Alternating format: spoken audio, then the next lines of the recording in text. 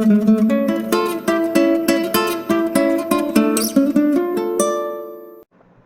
guys, welcome you all at the MS tutorial.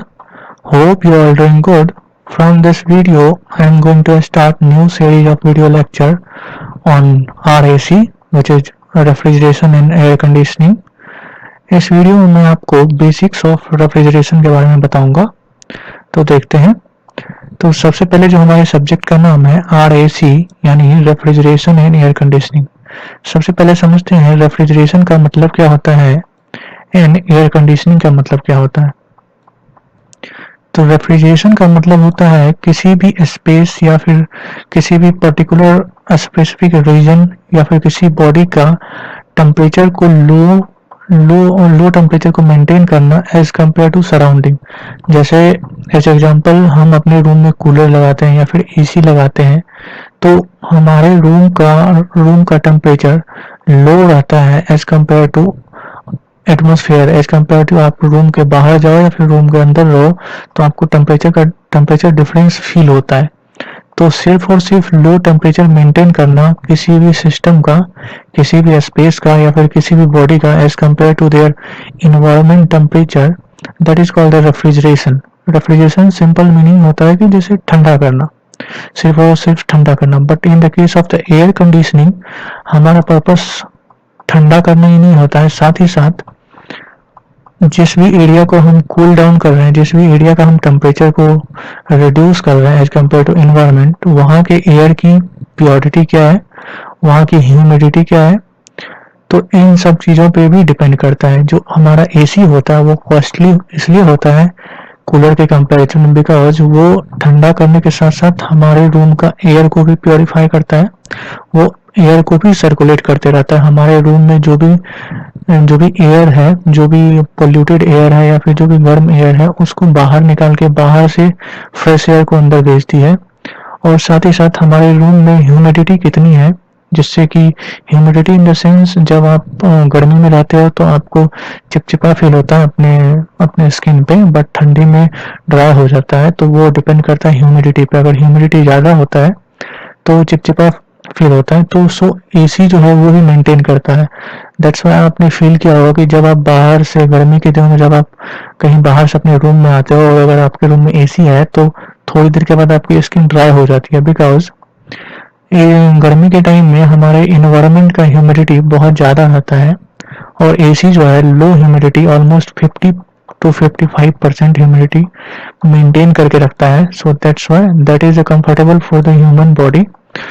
So that's why AC and refrigeration में ये difference है। Okay, अब सबसे पहले एक इम्पॉर्टेंट टर्म आता है रेफ्रिजरेशन में, COP, कोफिशिएंट ऑफ परफॉर्मेंस। ये जो है, जैसे आपके घर में रेफ्रिजरेटर लगा हुआ है या फिर एसी लगा हुआ है, तो उसकी इफिशियंसी क्या है, वो वर्क कर रहा है तो कितना इफिशियंटली वर्क कर रहा है, आप उसमें कितना इलेक्ट्रिकल एनर्जी इनपुट दे रहे हो और आपको कितना आउटपुट हीट एनर्जी आपके रूम से बाहर निकल रहा है, वो मेजर करता है ये COP, या फिर हम इसी को EPR भी बोलते हैं, एनर्जी परफॉर्मेंस रेशियो। तो ये जो होता है बेसिकली रेशियो होता है desired effect to the work input. अब समझते हैं कि डिजायर्ड इफेक्ट क्या होता है। जैसे कि मान लेते हैं ये आपका रूम है, ठीक है, जिसका टेम्परेचर आप लो करना चाहते हो, ओके, और ये हमारा इन्वायरमेंट है जिसका टेम्परेचर हाई है। गर्मी के टाइम की मैं बात कर रहा हूँ। अब जब ऐसा है तो आप हमेशा चाहते हो कि आपके रूम का टेम्परेचर लो रहे, तो रूम का टेम्परेचर लो रहने के लिए आपके रूम से ऑलवेज जो गर्म चीज है, जो भी गर्मी है आपके रूम में हीट के वजह से, वो पूरी की पूरी हीट बाहर निकलनी चाहिए। तो वो काम करता है आपका रेफ्रिजरेटर या तो फिर एसी, ठीक है, जो भी आपके घर में सिस्टम लगा हुआ है रूम के हीट को बाहर निकालने के लिए, तो वो सिस्टम क्या करता है, आपके रूम के हीट को बाहर निकालता है और हमारा जो इन्वायरमेंट है, इन्वायरमेंट में जाके उसको डंप आउट करता है। दैट्स व्हाई आपने देखा होगा गर्मी के टाइम में आप जैसे ही रूम से बाहर निकलो, आप किसी एसी के पास जाना, वहां पे आपको नॉर्मल इन्वायरमेंट के कंपैरिजन में ज्यादा गर्मी फील होगा, बिकॉज जितना भी हमारे रूम का गर्म हवा होता है वो सारा उसी के आसपास डंप आउट करता है। तो ये हमारा सिंपल रेफ्रिजरेशन प्रोसेस हुआ। ये जो कंप्लीट प्रोसेस होता है हमारे रूम के हीट को बाहर निकाल के इन्वायरमेंट में डंप आउट करना, ये कंप्लीट प्रोसेस रेफ्रिजरेशन प्रोसेस कहलाता है।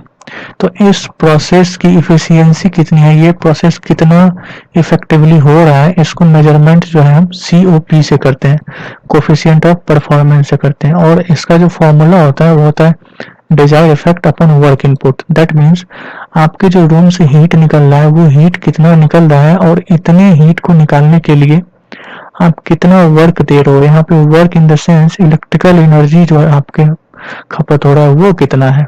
ओके, तो इसका जो रेशियो कहलाएगा वो कहलाएगा हमारा कोफिशिएंट ऑफ परफॉर्मेंस।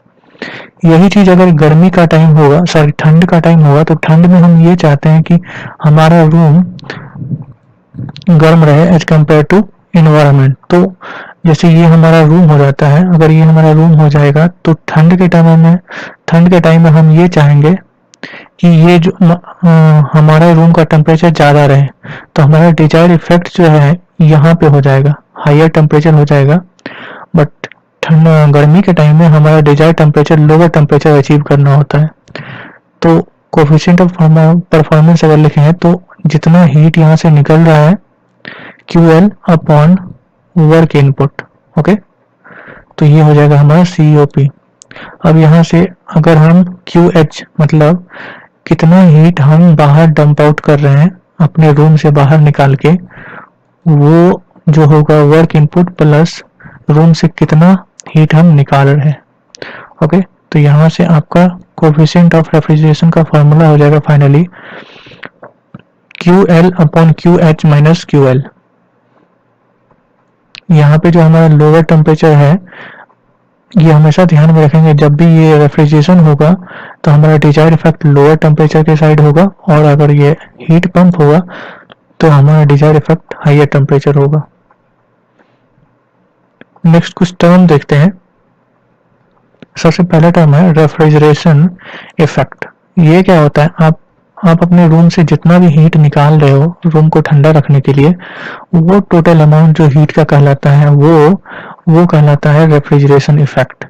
जैसे यहाँ पे हमने लोअर टेम्परेचर को रूम अपना कंसीडर किया था, तो यहाँ से हम जो हीट निकाल रहे हैं QL निकाल रहे हैं, इस रूम को ठंडा रखने के लिए हम QL अमाउंट में हीट निकाल रहे हैं। तो ये यहाँ पे जो QL हुआ ये हमारा रेफ्रिजरेशन इफेक्ट हुआ।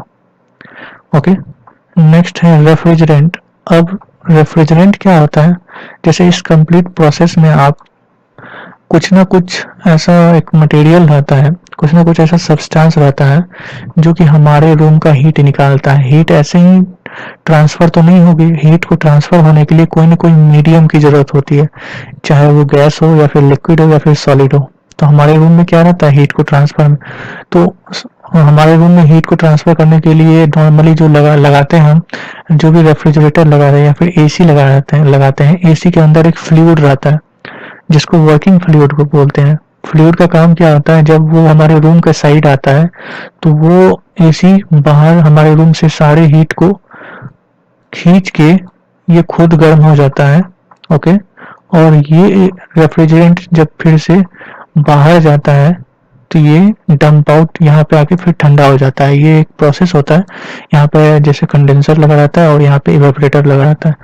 तो ये मैं आगे बताऊंगा कैसे होता है, बट अभी के लिए आप इतना जानो कि रेफ्रिजरेंट वर्किंग फ्लूइड होता है, एक मीडियम होता है जो कि कैरी करता है हीट को, जो कि हीट को लोअर टेम्परेचर से निकाल के बाहर के हायर टेम्परेचर पे डंप आउट करता है। सो रेफ्रिजरेंट जो है वो हमारा वर्किंग फ्लूइड होता है रेफ्रिजरेंट प्रोसेस का। नेक्स्ट हम देखते हैं रेफ्रिजरेशन कैपेसिटी। कैपेसिटी सिंपल होता है rate of the refrigeration effect. जैसे वहां पे जो रेफ्रिजरेशन इफेक्ट था वो हमारा QL था। ओके, अब QL कितने टाइम में, जैसे आप AC ऑन किया और आप चाह रहे हो कि ठंडा हो हमारा रूम, तो कितने टाइम में ठंडा हो। आप चाह रहे हो 5 मिनट में ठंडा हो तो AC का रीडिंग जो है हाई पे रखोगे, अगर चाहते हो कि 10 मिनट में ठंडा हो तो लो पे रखोगे। तो अगर इस रेफ्रिजरेशन इफेक्ट को आप टाइम से डिवाइड कर दो तो ये आपका रेफ्रिजरेशन कैपेसिटी हो जाता है। ये था हमारा रेफ्रिजरेशन कैपेसिटी। नेक्स्ट हम देखते हैं, अब ये जो पूरा प्रोसेस होता है रेफ्रिजरेशन प्रोसेस, वो कार्नोट साइकिल पे बेस्ड होता है, आइडियल कार्नोट साइकिल पे बेस्ड होता है, और सारे रेफ्रिजरेशन प्रोसेस उसी के आसपास बने रहते हैं, एक्चुअल जो साइकिल है उसी के आसपास होते हैं। तो ये छोटा सा ये समझते हैं कि अगर ये कंप्लीट प्रोसेस रिवर्सिबल होगा तो, रिवर्सिबल का मतलब क्या है आप सबने थर्मोडायनेमिक्स में पढ़ा होगा। अगर ये कंप्लीट रिवर्सिबल होगा तो उस केस में हम Q H upon Q L equal to T H upon T L लिख सकते हैं, it is allowed. Okay, so अगर ये ऐसा टर्म होगा तो जितने भी क्यू एच और क्यू एल के टर्म है वहां पे आप सिर्फ टी एल और टी एच रख दो। ओके, तो यहाँ से सी ओ पी आर का फॉर्मूला हो जाएगा T L upon T H minus T L and C O P H P. H P में डिजायर्ड इफेक्ट हमारा हाइयर टेम्परेचर वाला होता है। ओके, तो और वर्क इनपुट वही होता है, तो T H upon T H minus T L. तो ये आप फॉर्मूला याद रखेंगे, इसी पे न्यूमेरिकल सॉल्व होते हैं। नेक्स्ट अगर आप एक टर्म देखो, आप अगर COP of refrigerator T L upon T H minus T L में 1 जोड़ दो तो आपको जो रिजल्ट आएगा T H upon T H minus T L आएगा। तो यहाँ से एक फॉर्मूला बनता है COP of refrigerator plus 1 equal to COP of the heat pump. मतलब अगर आप सेम टेम्परेचर लिमिट पे हो, same temperature limit in the sense अगर आपके बाहर का टेम्परेचर और अंदर का टेम्परेचर दोनों सेम है और आप चाह रहे हो कि आप रेफ्रिजरेटर का कोफिशिएंट ऑफ परफॉर्मेंस निकालो, सिर्फ हीट पंप का नहीं निकालो, तो सिर्फ आप कोफिशिएंट ऑफ रेफ्रिजरेशन निकाल के 1 ऐड कर दो तो वो आपका COP of the heat pump हो जाएगा।